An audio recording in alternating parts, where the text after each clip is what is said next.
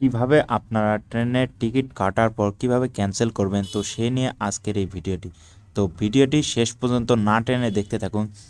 তো hello guys, কেমন আছেন সবাই? আশা করছি সবাই ভালো আছেন। চলে আসলাম বাজিত অফিসিয়াল ইউটিউব চ্যানেল পক্ষ থেকে আর একটি নতুন ভিডিও নিয়ে। তো আজকের এই ভিডিওটি হচ্ছে ট্রেনের টিকিট ক্যান্সেল করা দেখাবো। তো মূল ভিডিওটি শুরু করার আগে সবার কাছে ছোট্ট একটি অনুরোধ, যদি কিনা আপনি আমার চ্যানেলে নতুন দর্শক হয়ে থাকেন, প্লিজ চ্যানেলটিকে সাবস্ক্রাইব করুন আর পাশে থাকা বেল আইকনটা অল বাটনে সিলেক্ট করে দিন। আর ভালো লাগলে বন্ধুদের মাঝে শেয়ার করবেন। চলুন ভিডিওটি শুরু করা যাক।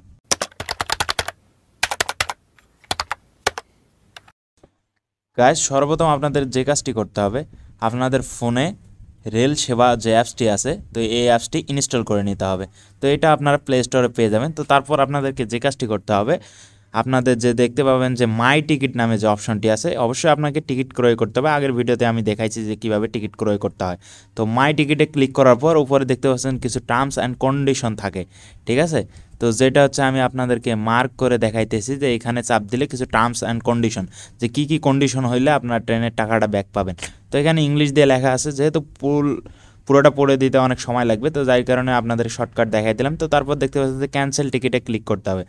তো ক্যান্সেল টিকিটে ক্লিক করার পর আপনাদের মাঝে এরকম একটা শো করবে। তো অবশ্যই আপনাদেরকে বলে রাখি যে আপনাদের টিকিট ক্রয় করার সময় যে 20 টাকা ভ্যাট কেটেছে সেটা কিন্তু ব্যাক দিবে না, শুধু টিকিটের টাকাটা ব্যাক দিবে বিকাশ থেকে যারা টিকিট কেটেছেন। তো তারপর ক্যান্সেল টিকিটে কনফার্মেশনে ক্লিক করতে হবে।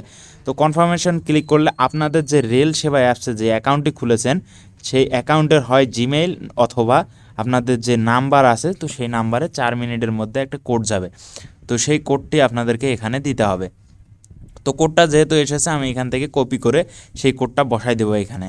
তো দেখতে পাচ্ছেন যে আমি এখানে কপি করে কোডটা বসাই দিলাম, অথবা লিখে আপনারা বসাই দিতে পারেন। তো দেওয়ার পর ভেরিফাই ক্লিক করতে হবে। তো ভেরিফাই ক্লিক করলে এখানে আপনার ওকে লেখা বাড়াবে এবং নিচে দেখতে পাচ্ছেন যে রিফান্ড রিকোয়েস্ট সাবমিটেড লেখা বের হয়েছে।